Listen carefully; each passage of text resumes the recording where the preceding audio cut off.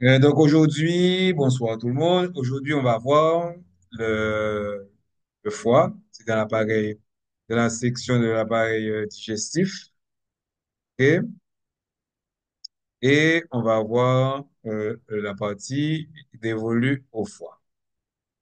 Donc, le titre est le foie sécrète la bile, le pancréas sécrète les enzymes digestives. OK? Objectif d'apprentissage, c'est d'écrire la structure macroscopique et l'histologie du foie, préciser la fonction des macrophagocytes hépatiques.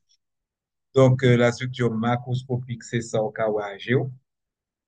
Et histologie, c'est ça où obligé prendre un microscope pour être. Décrire les rôles de la bile et du sucre pancréatique dans la digestion. Et expliquer le cycle entéro-hépatique et montrer son importance. Bon, OK, on fini. Décrire la fonction de la vésicule biliaire, décrire la régulation de la sécrétion de la bile et du sucre pancréatique dans l'intestin grêle, situer, distinguer et donner les fonctions respectives des conduits hépatiques communs, cystiques et cholédoques. Donc, yo fin, ouais, ça veut dire que objectif que vous mettez là-dedans, c'est tout ce supposé qu'on est, OK, l'on fin, ouais, tout chapitre ça. Donc, si l'on a étudié, ouais, que ou pas qu'à faire la description de la fonction de la vésicule biliaire, tout ça, vous mettez en avant, OK, ça veut dire que, vous pouvez comprendre rien. Si vous pas qu'à décrire la structure macroscopique et l'histologie du foie, l'on fin, ouais, ça, c'est que, ou pour comprendre rien. Comme d'habitude, OK? Pour parler dans la première partie section qui est les fois, où il écrit 23.7.1. Mais avant, pour parler dans la section ça, il faut toujours commencer par une petite introduction et qui, de temps en temps, peut aussi donner le plan des, des chapitres qui vont suivre. Donc, le foie, la vésicule biliaire et le pancréas sont des organes annexes associés à l'intestin grêle. Donc, ça, oui, les organes annexes, parce que je rappelle que l'appareil digestif, il comprend deux grandes parties. Un, le tube digestif et deux, les organes annexes associés à l'intestin grêle. Alors, je dis, je suis pas seul à faire la vidéo. J'ai une étudiante avec moi, comme il va, non, ok, non, il va, ouais, de moitié, donc, nous va figure, il va, non, pas, non, ok, si nous vous êtes fait ça, nous montrons, si mon vie, non, pas, ok? Donc, nous allons nous intéresser, avant de poursuivre notre étude du tube digestif. Donc, nous allons nous y intéresser. On va s'intéresser au foie, la vésicule biliaire et le pancréas. Le foie assume de nombreuses fonctions métaboliques et régulatrices. Métabolisme, ça veut dire que il joue un rôle dans le fonctionnement de l'organisme et le métabolisme. Et régulatrice, il va jouer un rôle aussi de régulation, il va augmenter aussi de bagailles, et puis il va diminuer aussi de l'autre. Nous, nous concentrerons ici sur sa seule fonction digestive, soit la production de la bile qui est ainsi ensuite acheminé dans le duodénum, la première partie de l'intestin grêle. Nous étudierons au chapitre 24 les fonctions métaboliques que le foie effectue sur les éléments nutritifs apportés par le sang provenant directement des organes digestifs. Donc, on a présenté le chapitre. Ensuite, la bile est un agent émulsifiant des graisses, c'est-à-dire elle les disperse en fines gouttelettes, facilitant ainsi l'action des enzymes digestives. La vésicule biliaire est un organe qui sert principalement à emmagasiner la bile. Quant au pancréas, il fournit la plupart des enzymes qui digèrent le chyme. Par contre, songer, le chyme, c'est ce qui sort de l'estomac, ainsi que du bicarbonate qui neutralise l'acide gastrique. Quel acide encore qui est au niveau de l'acide chlorhydrique. Donc, on va commencer avec l'anatomie macroscopique du foie. Le foie est un organe rougeâtre et rempli de sang. et il est la plus grosse glande de l'organisme. Chez l'adulte moyen, sa masse est de l'ordre de 1,4 kg. Avec sa forme en coin, il occupe la plus grande partie des régions hypocondriaques, droite et épigastriques, et s'étend plus loin à droite qu'à gauche de la ligne médiane du corps. Donc, le foie, il est surtout à droite. OK? Il est placé sous le diaphragme, et c'est pour cela que la coupole diaphragmatique, où se trouve le foie, est de l'autre côté. Donc, il est placé sous le diaphragme et se trouve presque entièrement derrière les os formant la paroi de la cavité thoracique, pardon, qui le protège dans une certaine mesure. Le foie se divise en quatre principaux lobes. Le lobe droit, qui est le plus grand, est visible sur toutes les faces du foie. Il est séparé du lobe gauche plus petit par une profonde fissure, on appelle une profonde fissure. Ensuite, nous avons le lobe caudé, le plus postérieur, et le lobe carré, situé sous le lobe gauche, sont visibles lorsqu'on examine le foie de dessous. Et bon, ça, nous référons-nous avec anatomie pour nous voir ça. Donc, quels sont les quatre principaux lobes? Le lobe droit, le lobe gauche, le lobe caudé et le lobe carré. Le ligament falciforme du foie, c'est un mésentère. Un mésentère, c'est un ligament qui relie un organe abdominal à la paroi.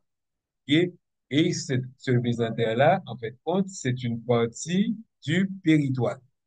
Donc, le ligament falciforme du foie, un mésentère, sépare les lobes droit et gauche sur le côté antérieur et suspend le foie au diaphragme et à la paroi abdominale antérieure. Le ligament rond du foie, qui est un vestige fibreux de la veine ombilicale du fœtus, suit le bord inférieur du ligament falciforme, à l'exception de sa partie supérieure, qu'on appelle l'area nuda, qui est accolée au diaphragme. Le foie est entièrement enveloppé par le péritoine viscéral. Le petit omentum, parce qu'on a le grand omentum qui est en avant, et puis en arrière, un petit omentum, un mésentère ventral, relie le foie à la petite courbure de l'estomac. L'artère hépatique propre et la veine, l'artère hépatique propre et la veine, et la veine porte hépatique qui pénètre dans le foie à la hauteur du hile du foie, ainsi que le conduit hépatique commun qui est orienté vers le bas en sortant du foie, passent tous par le petit omentum. OK? La vésicule biliaire. Bon, alors, on va voir le schéma. On a fini avec la vésicule biliaire. Ensuite, on voit, on va voir les schémas. La vésicule biliaire est située dans une fossette sur la face inférieure du lobe droit du foie. OK? Et la façon classique de diviser le foie en lobes se fonde sur des caractéristiques superficielles de cet organe. Les chirurgiens gastro-entérologues préfèrent un autre système qui divise le foie en 8 segments en raison de son anatomie interne par rapport à son irrigation vasculaire et biliaire. Cette division leur permet de délimiter les parties du foie qu'on peut retirer en perturbant le moins possible les gros vaisseaux et en minimisant les risques. La bile quitte les lobes du foie par les conduits hépatiques droit et gauche, qui convergent pour former le volumineux conduit hépatique commun. Celui-ci descend en direction du duodénum. Sur son parcours, il s'unit au conduit cystique par lequel se vide la vésicule biliaire. Ok? L'union des deux conduits constitue le conduit cholédone. On a gardé schéma Avogna. Le premier schéma que nous gagnons, et c'est ça. Et dans ce schéma-là, nous voyons l'area nuda. Ici. On voit le ligament falciforme qui va faire quoi? Qui est un mésentère qui va relier le foie à la paroi antérieure de la poitrine. Et on voit un bout de la vésicule biliaire qui apparaît ici. OK? Et nous avons les deux lobes, le lobe droit et le lobe droit qui est le bleu. Autre schéma maintenant.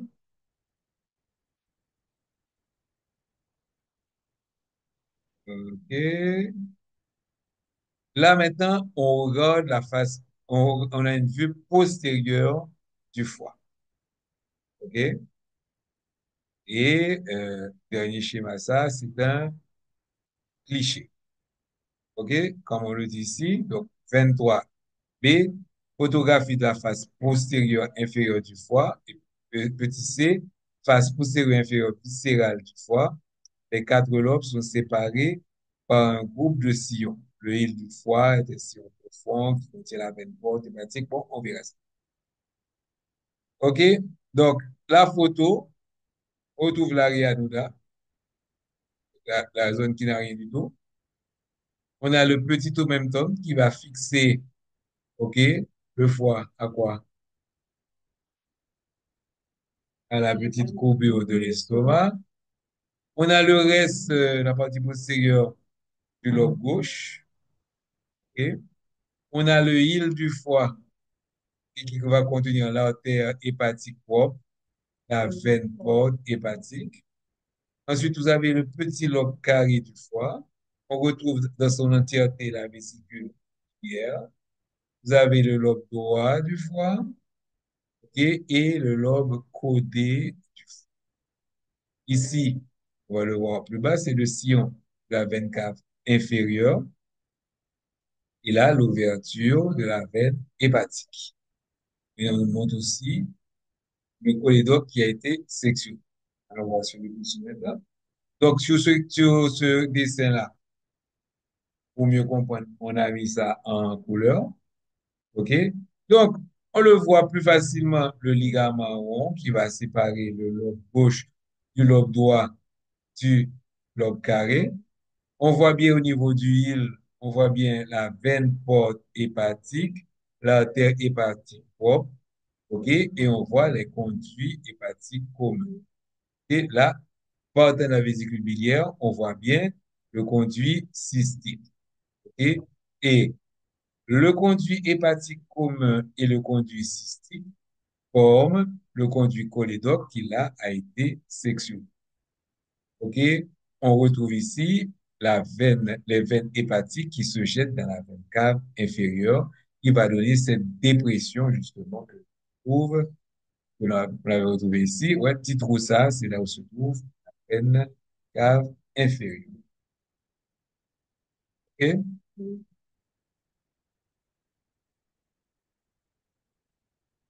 On continue donc. Maintenant, on a fini avec quelle partie?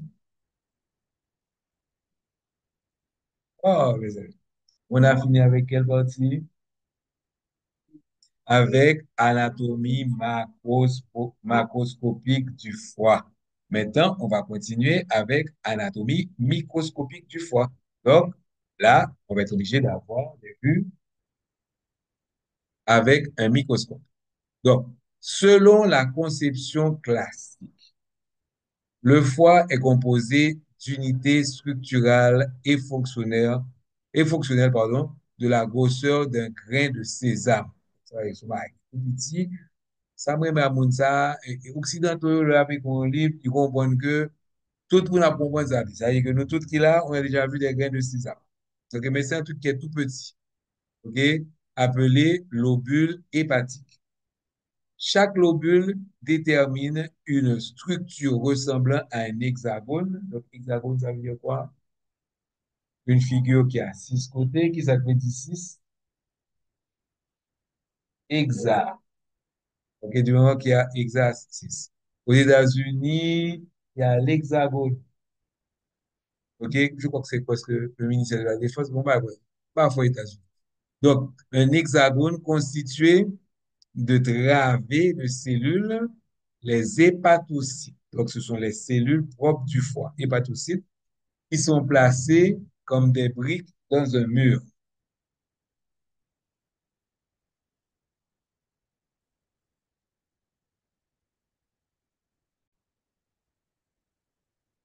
Les travées des hépatocytes sont orientées radialement vers l'extérieur et partent d'une veine centrale du foie qui suit l'axe longitudinal du lobule. Pour obtenir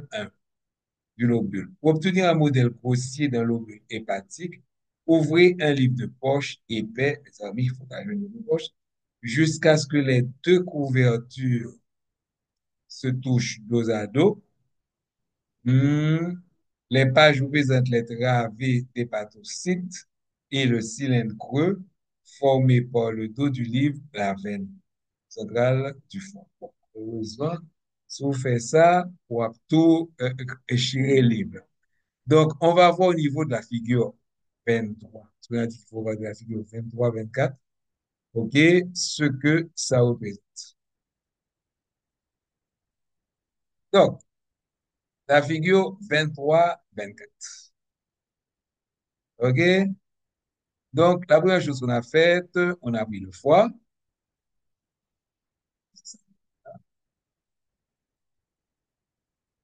on a pris le foie. OK? On a coupé un petit morceau du foie, on a agrandi, ça nous a donné A. OK? On a coupé un petit morceau de A, on a agrandi, ça nous a donné V. Ça a donné B, pardon. Et là, on voit bien que au milieu, il y a la veine centrale du foie. Et c'est comme un hexagone, vraiment, il y a un, deux, trois, quatre, cinq, six côtés. OK? Et vous avez les cloisons et tissus conjonctifs. Maintenant, qu'est-ce qu'on a fait? On a pris le B et on a essayé d'imaginer le B en dessin. OK? C'est pour ça qu'on dit anatomie microscopique du foie. A. Disposition classique des lobules hépatiques d'un porc. En plus. B. Schéma agrandi d'un lobule hépatique. Et C. Schéma en trois dimensions, donc tridimensionnel, d'une petite partie du lobule hépatique montrant la structure des sinusoïdes. Les flèches indiquent le sens de la circulation sanguine. Donc là, vous avez cette disposition. Et où nous avons les différents canaux et canalicules, et ce qui est au milieu, c'est la veine centrale du foie qui va, par l'intermédiaire des veines interlobulaires, finir par envoyer le sang dans la veine cave inférieure. En tout cas, on n'en est pas encore là, donc on continue avec ce qu'on a vu. Mais on voit bien la disposition des canalicules. Voilà. On avait vu les hépatocytes là-dedans, on a montré hépatocytes tout petit. Voilà. OK, travée, hépatocytes. Tout petit carré, ça, c'est comme les briques d'un mur, comme on a dit. Voilà, les hépatocytes. OK? Et de quoi on avait parlé encore? Donc, ça, c'est un lobule hépatique qu'on a vu. On a vu la veine centrale du foie. OK? Maintenant, on continue. Si vous regardez à l'esprit, que la principale fonction du foie est de traiter le sang chargé de nutriments qui lui parviennent. Autrement dit, on verra tous les aliments, sauf les graisses, absorbés par l'intestin grêle et le gros intestin, doivent passer par le foie. C'est pour ça qu'on vous dit que si vous gardez à l'esprit que la principale fonction du foie est de traiter le sang chargé de nutriments qui lui parvient, son histologie vous semblera très appropriée à sa fonction. À chacun des six coins du lobule se trouve un espace interlobulaire, qu'on appelle encore un espace porte, composé de trois structures fondamentales. Donc, on a dit à chacun des six coins, on reprend là. Donc, on a bien un six coins là, OK? Et quand on grandit, on agrandit ça, on voit bien, on a un coin là, un autre, un autre, un autre et un autre. Et à chacun des 6 points, on voit bien qu'il y a des structures vasculaires. On retourne. Donc, nous avons composé de 3 structures fondamentales. Un, une branche de l'artère hépatique, artériole porte, qui achemine au foie un sang artériel riche en molécules d'oxygène.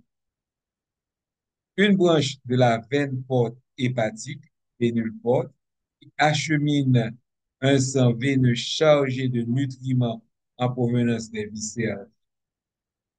Et en fin de compte, un conduit biliaire interlobulaire. On retourne au schéma. À chacun des côtés, qu'est-ce qu'on est censé trouver? 3 types de vaisseaux. Voilà. On a un ici. Nous avons l'artériole porte et qui apporte quoi? Le sang riche en oxygène, parce qu'il faut bien que le foie survive. Donc, le sang riche en oxygène dans le foie. OK? Ensuite, nous avons la vénule porte, OK, qui vient de la veine porte, qui va apporter au foie le sang riche en quoi? En nutriments absorbés lors de la digestion. Et le troisième, c'est un conduit biliaire interlobulaire, OK, et qui va drainer les produits qui vont être éliminés par le foie. Ça va? Donc, on a bien vu, à chaque côté, nous avons 3 types de vaisseaux.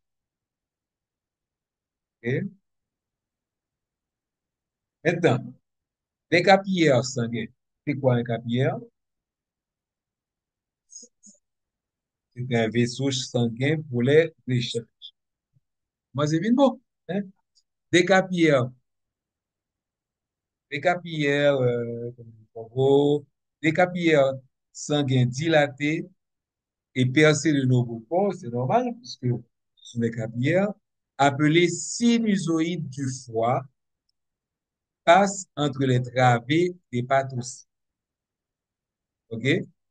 Le sang de la veine porte hépatique et de l'artère hépatique propre traverse les sinusoïdes à partir de l'espace interlobulaire et se déverse dans les veines centrales du foie. De là, il est acheminé aux veines hépatiques qui drainent le foie et se déverse dans la veine cave inférieure. OK? Donc, on va chercher à regarder le sang qui passe dans les sinusoïdes du foie. Première chose, il faut retrouver, on va avec les sinusoïdes du foie. Voilà.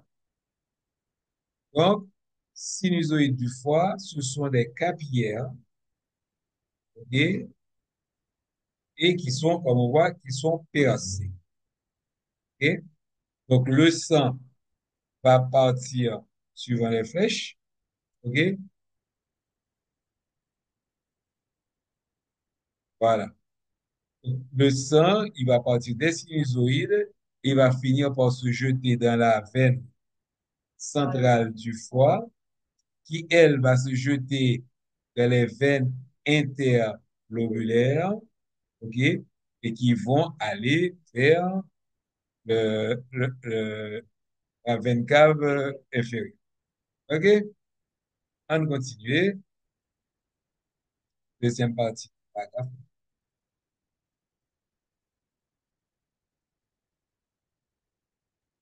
Les parois des sinusoïdes contiennent des macrophagocytes hépatiques, encore appelées cellules de Kupfer.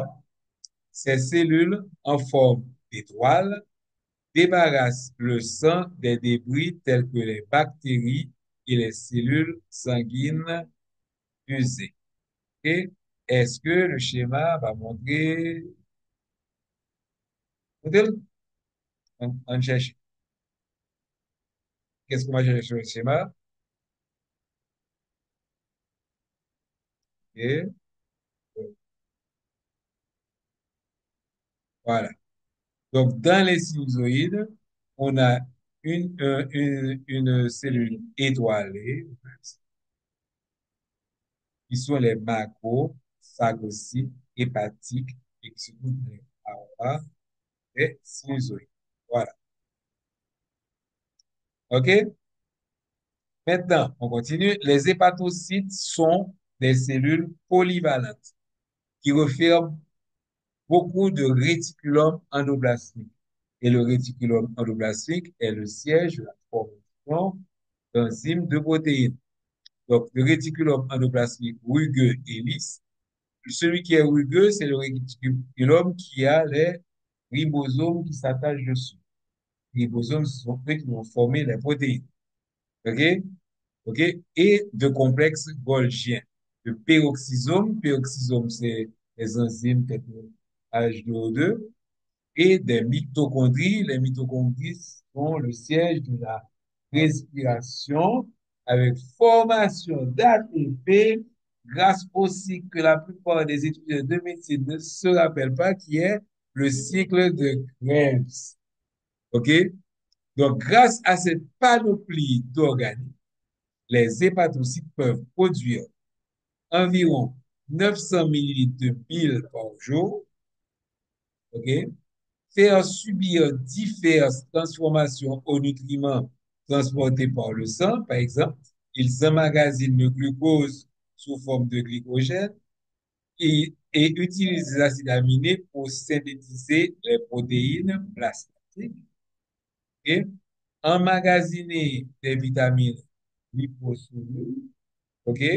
Ensuite, intervenir dans la détoxication, par exemple, débarrasser le sang de l'ammoniac qui est converti en urée. On le verra dans le chapitre 24. La bile sécrétée par les hépatocytes circule dans de minuscules conduits, on va être obligé de regarder un schéma, qui sont les canalicules biliaires qui passent entre les hépatocytes adjacents en direction des conduits biliaires situés dans l'espace interlobulaire. Même si, dans la plupart des illustrations, les canalicules sont représentés comme des structures tubulaires distinctes illustrées en vert, leurs parois sont en fait formées par les membranes apicales des hépatocytes adjacents. Il n'y a pas une paroi propre pour ces canalicules biliaires. OK? Hein? Notez que le sang et la bile circulent en sens opposé dans le lobule hépatique. La bile qui entre dans les conduits biliaires interlobulaires finit par quitter le foie par le conduit hépatique commun qui l'apporte au duodénum. Maintenant, on va voir la circulation biliaire. OK? Donc, vous avez les canalicules biliaires, si vous arrivez à ça, qui sont formés en fin de compte par la paroi des hépatocytes, et ces canalicules biliaires vont en sens inverse, et parce qu'ils vont sortir au niveau du conduit biliaire interlobulaire. Ok? Donc, on voit bien le sang fait dans ce sens-là, même par ouais, en pleine flèche, qui montre pour les canalicules biliaires. Nous allons dire dans le sens inverse, mais on va monter le schéma.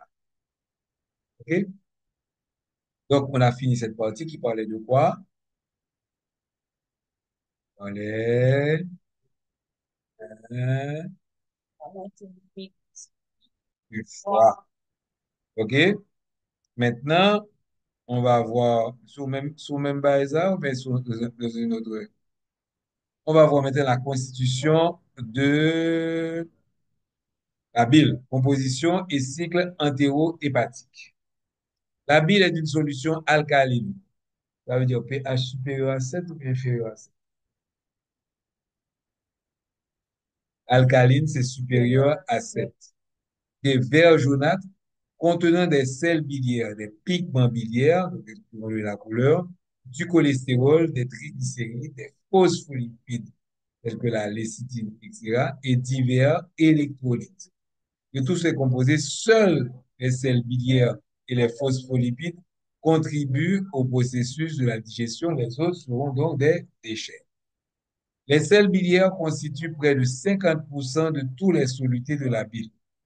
Il s'agit principalement de l'acide cholique, des acides chénodésoxycholiques sous leur forme d'anion.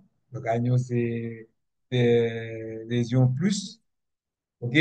Qui sont des dérivés du cholestérol. Comme nous le verrons plus loin, ils jouent un rôle central tant dans la digestion que dans l'absorption des lipides. De nombreuses substances sécrétées dans la bile quittent l'organisme dans les fesses, c'est-à-dire les selles, et ouais, le caca, c'est ça, mais les sels biliaires n'en font pas partie. Donc, de nombreuses substances sécrétées dans la bile quittent l'organisme par les fesses, mais les sels biliaires n'en font pas partie. Ils sont plutôt conservés par un mécanisme de recyclage appelé cycle entéro pour, je veux dire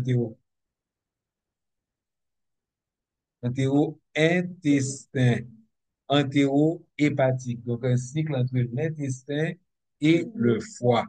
Le cycle entéro-hépatique réduit la quantité de nouveaux sels biliaires à synthétiser. Cette économie est loin d'être négligeable puisque les sels biliaires recirculent de 4 à 12 fois par jour. Le principal pigment biliaire est la bilirubine, un résidu jaune de la partie M de l'hémoglobine. On se rappelle l'hémoglobine, c'est la partie M, hémoglobine, de la partie M de l'hémoglobine, qui est formée pendant la dégradation des érythrocytes usés. La globine, la globine et le fer de l'hémoglobine sont conservés et recyclés. Par contre, la bilirubine présente dans le sang est absorbée par les hépatocytes, sécrétée dans la bile et métabolisée dans l'intestin par les bactéries résidentes. L'un de ces produits de dégradation est la stéatobiline qui confère au caca, aux fesses, leur couleur brune.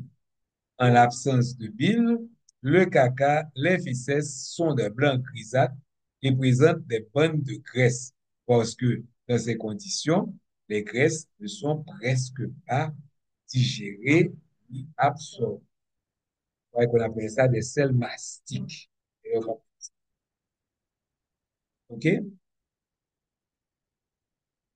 Et nous avons déséquilibre homéostatique du foie maintenant. Et on va parler de l'hépatite et de la cirrhose. OK? On a un petit schéma là qui montre le cycle entéro-hépatique. OK? Donc, comme on voit, il y a bien l'intestin et on revoit le foie. Donc, un, les sels biliaires sont sécrétés dans le duodénum, première partie de l'intestin grêle. Donc, ils sont sécrétés là. Lorsqu'ils traversent l'intestin grêle, les sels biliaires permettent la digestion et l'absorption des lipides. OK? 95%. Pourquoi est-ce qu'il faut les sels biliaires pour l'absorption des lipides? Parce que les lipides ne sont pas miscibles dans le chyle. OK? Parce que le chyle, il est dans que. Donc, il faut qu'on ait graissant pas mélangé à de l'eau. Il faut jouer nos gens pour réduire graissant de fines gouttelettes pour que les enzymes puissent agir dessus. Donc, lorsqu'il traverse l'intestin grêle, les sels biliaires permettent la digestion et l'absorption des lipides. Troisièmement, 95% des sels biliaires sont réabsorbés par l'iléon, qui est la dernière partie de l'intestin grêle. L'intestin grêle, c'est le duodénum, le jéjunum et l'iléon. Et, et tout ce qui est absorbé par l'intestin retourne au niveau du foie.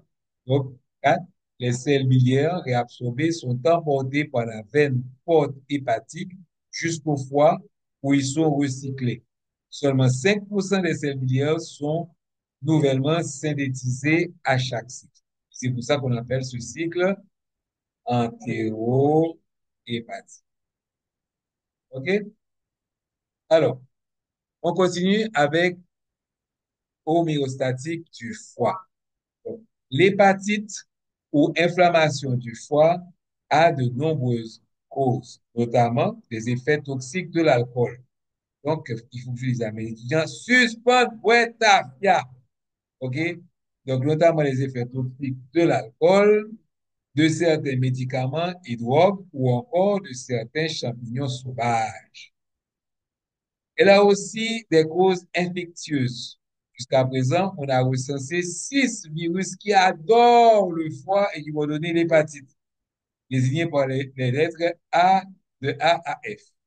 Deux d'entre eux, les virus A et F, sont transmis par voie entérique, ingestion d'aliments contaminés, ce qu'on appelle le péril fécal oral. Donc, dans certains pays, water que moun nan water, toilette que moun nan toilette dehors, il vient nous rejoindre bouchon. Ce qu'on appelle le péril fécal oral. Donc, c'est l'ingestion d'aliments qui sont contaminés par les selles. Donc, c'est AIE. Et entraîne des infections généralement limitées. Ceux qui sont transmis par le sang, surtout B et C, et sont reliés à l'hépatite chronique, à la cirrhose et au cancer du foie. Et ça, ce sont des IST. L'hépatite C est devenue la maladie infectieuse du foie la plus grave dans les pays occidentaux car elle provoque des infections hépatiques persistantes ou chroniques. On estime à 250 000 le nombre de personnes atteintes de l'hépatite C au Canada, tandis qu'en France, 200 000 en souffriraient. Souvent à leur insu, il est toutefois possible de guérir cette maladie potentiellement mortelle grâce à un traitement de 12 semaines qui repose sur une combinaison de médicaments. Encore plus fréquente que les dommages au foie causés par l'hépatite C et l'abus d'alcool, la stéatose, et stéa veut dire graisse, la stéatose hépatique non alcoolique est une maladie du foie la plus répandue en Amérique du Nord, puisqu'elle atteint 30% de la population générale et 70% des personnes obèses. L'obésité et l'augmentation de la résistance à l'insuline sont associées à un métabolisme anormal des lipides et à une inflammation du foie, lesquelles sont à l'origine d'une stéatose hépatique non alcoolique. Cette affection est généralement asymptomatique, mais elle prédispose les victimes à la cirrhose, voire au cancer du foie. Donc, ça, c'est l'hépatite, l'inflammation du foie. Maintenant, on va voir la cirrhose. Ça veut dire que quand on met it, c'est inflammation. Quand on voit ose, ça veut dire plutôt dégénérescence. OK? Donc, la cirrhose de Kiros-O est un dernier stade d'une inflammation chronique progressive du foie, habituellement consécutive à une hépatite chronique grave provoquée par l'alcoolisme, la stéatose hépatique non alcoolique ou l'hépatite virale. Les hépatocytes endommagés se régénèrent, mais le tissu conjonctif cicatriciel prolifère encore plus vite, de sorte qu'ils finissent par remplacer les hépatocytes. Le foie devient fibreux et son activité ralentit. Le tissu cicatriciel gêne le débit sanguin dans l'ensemble du système porte-hépatique et entraîne une hypertension portale. C'est une hypertension portale, il y a tous les liquides qui savent rentrer dans le sang qui ne vont pas pouvoir rentrer à l'examen dans le foie, qui ne vont pas pouvoir rentrer dans le foie. Donc, pour les patients atteints d'une maladie du foie en phase terminale, la greffe est le seul traitement dont l'efficacité a été prouvée cliniquement. Le taux de survie des greffés du foie après 1 an et 5 ans est de 90% et de 75% respectivement. Un foie sain a une capacité de régénération exceptionnelle, même après l'ablation chirurgicale ou la perte de 80% de sa masse, il peut retrouver sa taille initiale en 6 ou 12 mois. OK? Cela, donc l'hypertension portale, comme ça n'a pas rentrer dans le foie, il va l'accumuler dans la cavité abdominale et donner un acide. Donc, c'est comportement iomatique. OK?